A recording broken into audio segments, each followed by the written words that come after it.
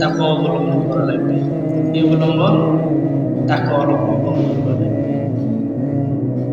আল্লাহর নবীর সাহাবী হযরতে ওমর ইবনুল খাত্তাব রাদিয়াল্লাহু তাআলা আনহু, হযরতে ওমর ফারুক রাদিয়াল্লাহু তাআলা আনহু, তিনি একদিন রাতের বেলা বের হলেন।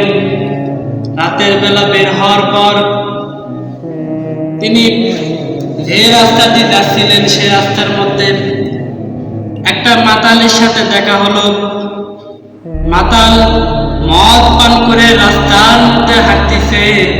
হযরতে ওমর রাদিয়াল্লাহু তাআলা আনহুর সাথে দেখা।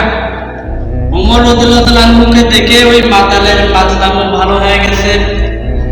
তিনি ওই মাতাল মদের বোতলটা নিয়ে চাদরের সাথে পেঁচাইয়া নিলেন। ওমর রাদিয়াল্লাহু তাআলা আনহু দেখে বলেন, এই তোমার চাদরের নিচের মধ্যে কি, চাদরের ভিতরে কি?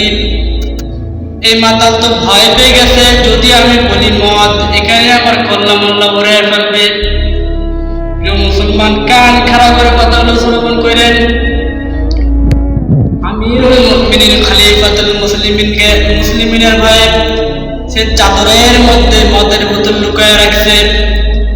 আর এই মদখোর মাতাল, এই মদখোর মনে মনে তওবা করে, রব্বুল আলামিন, আজ যদি তুমি এই ওমরের হাত থেকে আমাকে বাঁচায়া দাও, আমি তোমার নামে শপথ করে বলতেছি আর কখনো মদ খাবো না, আর কখনো মদের বোতল হাত দিয়ে স্পষ্ট করবো না।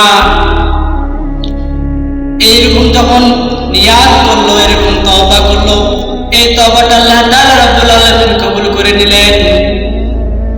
মুহূর্তের মধ্যে ওমর রাদিয়াল্লাহু তাআলা বলেন, দেখো দেখি তোমার চাদরের মধ্যে কি আছে, দাও। ওই মদের বোতলটা ওমর রাদিয়াল্লাহু তাআলার হাতে তুলে দিলেন। আল্লাহ তাআলার কুদরতে মদের বোতলটা আল্লাহ তাআলা রব্বুল আলামিন